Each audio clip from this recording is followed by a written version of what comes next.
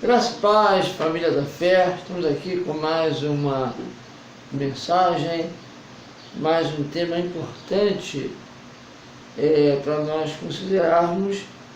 Vamos falar sobre faça tudo de acordo com o modelo, que é um princípio espiritual. Com esta palavra, estou me dirigindo a líderes, obreiros, pastores e aqueles candidatos a obreiros ou os que desejam se envolver na obra de Deus. Creio que esta é a primeira lição, uma das primeiras lições que o obreiro deve aprender. Um princípio espiritual muito importante, que é a base de toda a nossa obra e serviço para o Senhor. Faça tudo de acordo com o modelo. Eu gostaria de começar lendo em Êxodo 25:40, diz o seguinte a palavra: atenta, pois, que o faças conforme ao seu modelo, que te foi mostrado no monte. Aqui Moisés passara 40 dias, 40 noites no monte, dentro da nuvem de glória, e ali Deus revelou para ele seu plano, seu projeto de construir o tabernáculo. E o Senhor deu todos os detalhes sobre o tabernáculo, como deveria ser a construção do tabernáculo, detalhes por detalhes, cores, materiais, tudo, utensílios, todas as coisas foram orientadas pelo Senhor, nada foi deixado a cargo de Moisés. Em Êxodo 26:30, ele também diz: então levantarás o tabernáculo conforme ao modelo que te foi mostrado no monte. Então levantarás, edificarás o tabernáculo conforme ao modelo que te foi mostrado no monte. Ora, quero começar dizendo o seguinte: o homem não tem autonomia na obra de Deus. Ele tem que fazer tudo de acordo com o modelo que lhe foi mostrado. E fazer tudo em dependência do poder e da vida do Espírito Santo. Isso pressupõe que o homem deve ter comunhão com o Espírito Santo, que ele deve receber poder, capacidade espiritual vinda do Espírito Santo, que ele tem que receber iluminação e direção. E aqui está o problema. Bem, se o homem não tem autonomia na obra de Deus, ele tem que fazer tudo de acordo com o modelo que Deus lhe mostrar. Aqui está o problema, porque ele precisa receber o modelo. Mas muitos podem dizer: o modelo está na Bíblia, é só ler a Bíblia e seguir o que a Bíblia manda. Sim, mas há algo além disso. Existem coisas além disso. Vamos pegar aqui o exemplo do Antigo Testamento, da lei, da aliança da lei. Na aliança da lei, no Antigo Testamento, os homens tinham a lei e os profetas.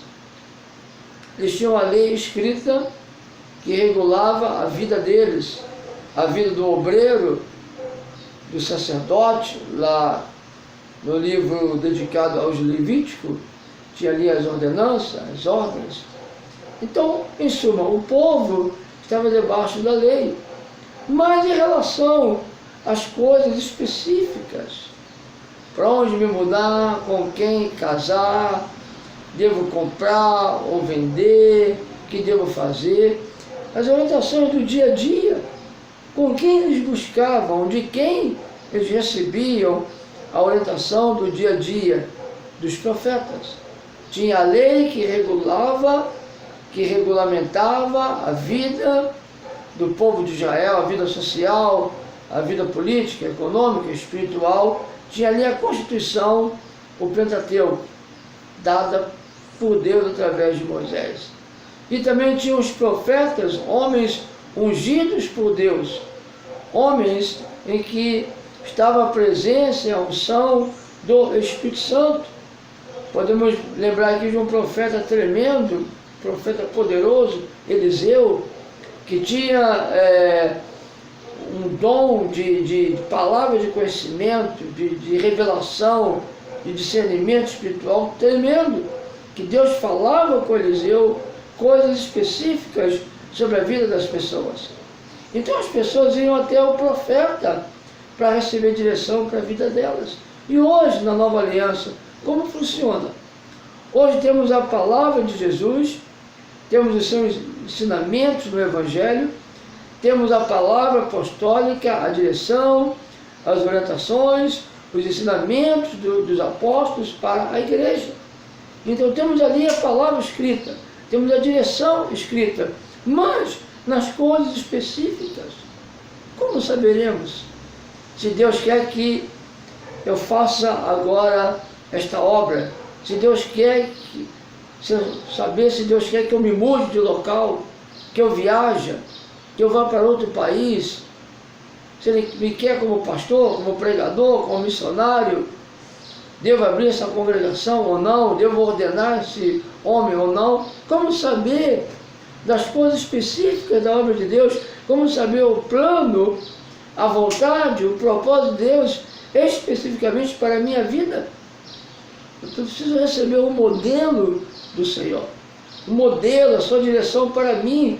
Esta é uma lição importante, porque se eu estou dentro da vontade de Deus, se eu estou seguindo o propósito de Deus para a sua igreja e para a minha vida, eu tenho a garantia do poder de Deus, eu tenho a garantia do respaldo do Senhor. Seu poder me acompanhará, seu poder me levará à vitória. Então hoje no Novo Testamento temos as epístolas e temos o Espírito Santo. Em Romanos, Paulo fala que todo aquele que é guiado, que é dirigido pelo Espírito Santo, este é filho de Deus. Os filhos de Deus têm o Espírito Santo habitando neles e confirma, dá testemunho interior da vontade, da direção de Deus. Então é necessário eu ter comunhão com o Espírito Santo, eu buscar a sua presença, eu buscar a face de Deus, saber o que Deus quer para mim, saber qual é a palavra do Senhor, saber qual é a direção, o propósito. Se é um propósito eterno, senão eu posso estar fazendo uma obra que é minha obra. Posso estar usando a Bíblia, o nome de Jesus, e fazer uma obra que é minha obra, não está de acordo com o propósito do Senhor. Então esta é uma lição muito importante. Deus tem um padrão para a sua obra. Isso aqui é importante nós sabemos. Que Deus tem um padrão para a sua obra. A obra é dele, não é minha. A obra dele não é nossa. O negócio é dele, não é nosso. É o reino dele, ele é o rei. Nós somos os servos. Então, o que o servo precisa é saber qual é a vontade do Senhor. O que o servo precisa é saber qual é a direção do Senhor e obedecer e seguir. Deus tem um padrão para a sua obra, e é somente quando estamos de acordo com esse padrão que Ele confirma nosso serviço com a plenitude de seu poder. Foi o que eu disse. Somente quando eu estou na direção de Deus, dentro do propósito de Deus, no padrão de Deus, de acordo com o padrão de Deus, é que Ele confirma o meu ministério, o meu serviço, com a plenitude do seu poder. Plenitude. Milagres tremendos e maravilhosos. Seu poder apoiará o meu trabalho. O que vemos hoje na igreja, o que vemos hoje por todo o mundo, é muita obra do homem. E por isso estou aqui para passar esta mensagem.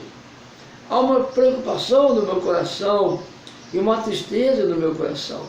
vemos muita obra do homem. Todos querem abrir igrejas, todos querem ter ministérios, todos querem ir para o YouTube, para a internet, para ensinar, para falar alguma coisa. A cada dia vemos um novo ministério, uma nova igreja. Igreja não é negócio, igreja não é botequim. Igreja não se abre como se abre um negócio. A igreja ela já existe, ela é a igreja do Senhor. O que temos hoje é ministérios. E precisamos saber se Deus nos chamou para o ministério, para aquele ministério. Se Deus nos chamou para fazer esta obra. E toda obra, todo ministério tem que ser de acordo com o padrão de Deus e com o propósito de Deus. Há uma preocupação no meu coração de ver muita obra por aí, mas muita obra do homem e não obra de Deus. Então, com isso, nós vemos falsificações dos dons espirituais, falsificações do poder do Espírito Santo.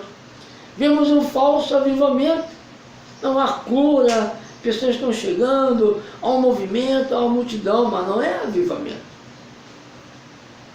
Você pode atrair multidões, e os homens hoje estão cheios de artifícios, artimanhas, para atrair pessoas, para atrair multidões, como eu disse, falsificação de dons espirituais, falsificação do poder do Espírito Santo. Estão usando o poder da mente, o poder mental, de persuasão, de hipnose, de manipular multidões, de usar a música, de usar a emoção, da entonação da voz, para prender, para amarrar, para seduzir, para atrair multidões, oferecendo mil e uma coisas que não existem na Bíblia, na palavra de Deus. Há muita coisa hoje que é do homem, porque o homem está com o seu negócio. Eu tenho que fazer o meu negócio crescer, eu tenho que fazer a igreja encher, eu tenho que trazer vidas, avivamento. O Brasil está experimentando um grande avivamento. O que é avivamento? Avivamento é transformação de vidas. Avivamento é a mensagem da cruz, quebrantamento, contrição, rendição, entregar-se a Deus, vidas transformadas, cidades impactadas. Quais são as cidades do Brasil que estão sendo impactadas com o Evangelho? Isso é avivamento. Então, avivamento é Deus visitando, é o Espírito Santo tomando controle, é o Espírito Santo visitando aquele lugar, aquela terra, aquela cidade, aquele país, de uma maneira sobrenatural, de uma maneira que não é a maneira do homem, não é a maneira natural. Coisas extraordinárias acontecem, e principalmente a transformação de vidas. Pois bem, amados, cada detalhe do tabernáculo tinha uma razão de ser. Por isso que Moisés não podia fazer de acordo com a sua cabeça. Por isso a palavra de exortação: atenta, tenha cuidado, Moisés. Ora, se eu tenho que ter cuidado, é porque há perigos. Cuidado, não vai para ali, não vai por ali. Cuidado, não faça isso. Se eu tenho que ter cuidado, é porque há perigos. E a palavra para Moisés foi: tome cuidado, atenta a fazer tudo de acordo com o modelo. Pegue isso, líder, pastor, obreiro, tenha cuidado, não faça a obra de Deus de qualquer maneira. A obra de Deus tem que ser feita carregada com os sentimentos de santidade, de temor, de pureza. Não é uma obra comum, não é o teu negócio. Tenha cuidado, você está lidando com coisas perigosas. Vai trazer mal para você, porque vai atrair o juízo de Deus. Vai atrair o juízo de Deus. Deus é um Deus de justiça, de padrão. O homem não tem liberdade na obra de Deus. O homem não tem autonomia na obra de Deus. Então, se você se chama pelo nome dele, você invoca o nome dele, diz que fala em nome dele, você vai dar conta a ele. Se você fala em teu nome, tudo bem. Você tem o teu negócio, tudo bem. É um negócio teu, o teu negócio. Você fala em teu nome, está tudo tranquilo. Mas você fala em nome de Jesus, em nome do Messias, em nome do Eterno, em nome do Criador, a coisa muda de figura. Você vai ter que dar conta a ele. O povo que se chama pelo meu nome, se chama pelo nome dele, você vai dar conta a ele. Então cada detalhe do tabernáculo tinha uma razão de ser, pois era uma pura revelação de coisas espirituais, além de tipificar Cristo e sua obra redentora. Tinha que ser tudo de acordo com o modelo, porque cada detalhe tipificava Cristo, sua obra redentora, coisas espirituais, e com coisas espirituais nós não brincamos.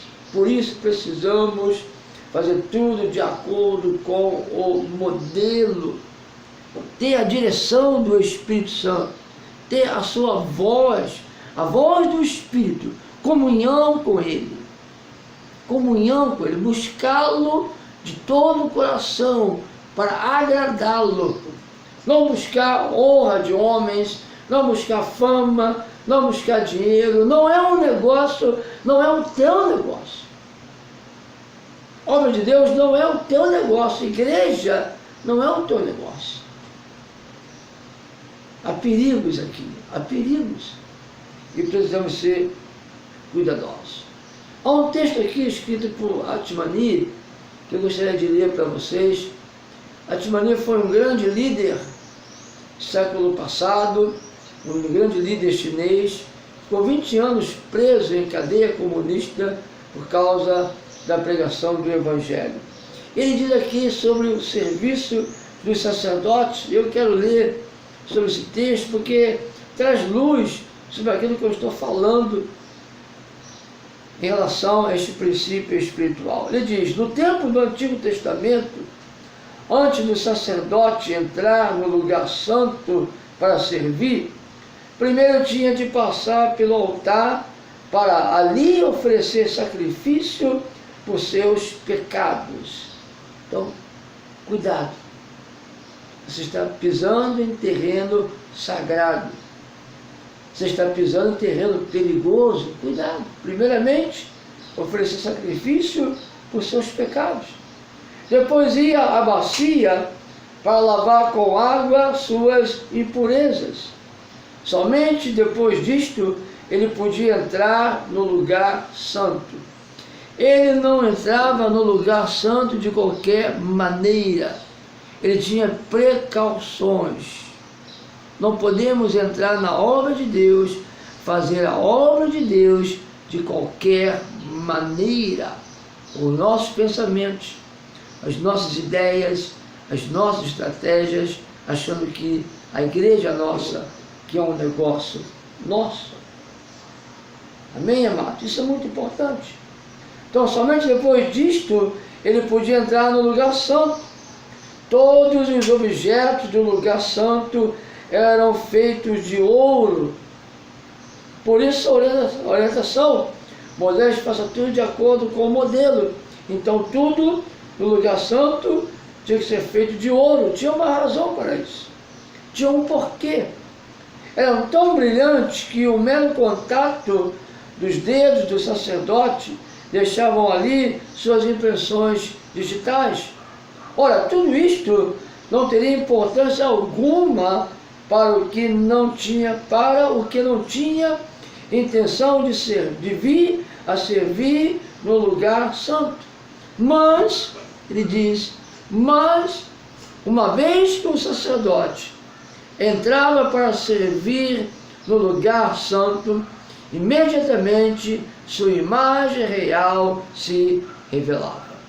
Ora, para quem não tinha intenção de entrar no lugar santo, para quem não era sacerdote, para quem não ia servir, os utensílios de ouro não tinham importância nenhuma, mas eles tinham importância, tinha importância para aquele que tinha intenção de servir, porque os utensílios de ouro revelavam, como diz aqui a Timani, imediatamente a imagem real. A imagem do sacerdote era revelada imediatamente através dos utensílios de ouro que representam a natureza de Deus, a natureza pura de Deus. Ao chegarmos diante de Deus, o Deus Santo, o Deus puro, imediatamente é revelada a nossa indignidade, a nossa pecaminosidade, quem nós somos realmente. Vamos continuar o texto. Além disso, ninguém podia tomar sobre si a responsabilidade de fazer algo no lugar santo de sua própria iniciativa. Na obra de Deus, ninguém pode fazer coisas de sua própria iniciativa, porque obra é de Deus. Olha o que diz, é a obra de Deus, é o negócio de Deus. A iniciativa é dele, o plano é dele, o propósito é dele. Ninguém pode ter iniciativa própria na obra de Deus, assim como o sacerdote não podia ter iniciativa própria de servir a Deus. Ninguém podia se candidatar como sacerdote. Deus é que escolhia. Deus escolheu a tribo de Levi. Toda e qualquer ação nesse sentido era governada pelo mandamento de Deus. Não se permitia desvio algum. Veja bem. Não se permitia desvio algum. Se você se desviar 1 milímetro do princípio, da direção, do padrão de Deus, você não tem mais o respaldo do Senhor. Ah, mas acontece milagres, mas acontece isso, mas as pessoas se convertem. Olha, se você pregar a palavra, se o incrédulo pregar a palavra, a pessoa escutar a palavra e dar atenção à palavra, ela é salva. Porque ela escutou a palavra, creu e deu atenção à palavra. Jesus já fez tudo por nós, já derramou seu sangue na cruz. Pessoas que exercem fé na palavra, fé na obra redentora, são curadas, são salvas, são abençoadas. Isso não quer dizer que Deus está respaldando com plenitude aquele ministério, ou aquele pregador, ou aquele obreiro. Estou falando, se nós não desviarmos 1 milímetro do padrão de Deus, perdemos o respaldo da plenitude do seu poder. E é por isso que não vemos hoje milagres como víamos no passado. Não vemos mar se abrindo, não vemos maná caindo do céu, não vemos água se transformando em vinho. Temos alguns relatos, como lá no avivamento da Indonésia, em que a água se transformou em vinho algumas vezes para realizar a ceia. Coisa comprovada, testada, comprovada por homens sérios. Mas nós não vemos esses milagres, porque Deus não respalda. Deus vai respaldar, Deus vai intervir quando é de acordo com o seu propósito. Quando é de acordo com o propósito dele, está em linha com a sua obra, com aquilo que ele quer fazer, todo o poder dele vai se manifestar e apoiar aquele serviço, aquele ministério. Então não há lugar para o homem. Amém, amados? Então toda e qualquer ação no sentido de servir ao Senhor, ali no tabernáculo, era governada pelo mandamento de Deus. Não se permitia desvio algum. Tal era a forma do culto sacerdotal nos dias do Antigo Testamento. E mesmo em nossos dias, sob o novo pacto, a menos é claro que não desejamos servir a Deus, por isso este vídeo aqui é para quem deseja servir a Deus, quer ser um obreiro fiel, um vaso de honra dedicado ao Senhor. Então mesmo no novo pacto podemos ver prontamente como nós que desejamos servir como sacerdotes de nosso Deus, também precisamos do sangue para purificar nossos pecados e da bacia para lavar nossas impurezas. Além disso, precisamos despojar-nos de nossa velha vida, cujo centro estava em nós mesmos, e que ela seja transformada no lugar santo do serviço. Veja bem, Quando o serviço é um serviço real para Deus, quando estamos servindo a Deus de todo o coração, nossa vida é transformada. Não existe serviço para Deus sem vida transformada. Porque no novo pacto se exige que sejamos purificados pelo sangue, lavados com água pura pela palavra e sejamos despojados de toda a natureza egocêntrica, carnal, do velho homem, da velha criação. Não há serviço real sem vida transformada. Quer servir a Deus verdadeiramente? Você vai ter que passar por transformações, purificações, limpezas, para ser um servo real do Senhor. Sempre que servimos a Deus, expomos nossa verdadeira imagem. Como sacerdote, entrava no lugar santo e os utensílios de ouro puro refletiam a sua imagem. Suas digitais ficavam ali no vaso de ouro, a marca dele, a digital, quem ele é. Sempre que servimos a Deus, expomos nossa verdadeira imagem. Para realmente nos conhecermos, precisamos conhecer-nos no serviço a Deus. Quanto mais conscientização tivermos de nossa vida interior na execução do serviço divino, tanto mais segurança teremos de que somos aqueles que servem a Deus e que a obra que realizamos é realmente serviço prestado a Deus. Será que a obra que você tem feito realmente é um serviço prestado a Deus? Temos que ter essa conscientização. O serviço real nos leva a uma conscientização da nossa vida interior, da nossa dependência dele, da nossa indignidade, como nós necessitamos da sua graça, do seu poder, da sua purificação. Quem quer que tenha tal conscientização, esse é o que verdadeiramente serve a Deus. Mas o que não tem essa conscientização, ou sua pessoa não está certa, ou a coisa que faz não é o que Deus quer que faça. Você não pode servir verdadeiramente a Deus sem conscientização interior. Você não pode servir verdadeiramente a Deus sem os sentimentos corretos. Quem serve a Deus, toca em sua santidade. E vai ter sentimentos em relação a si mesmo enquanto serve. Continuando aqui, já estou terminando esse texto.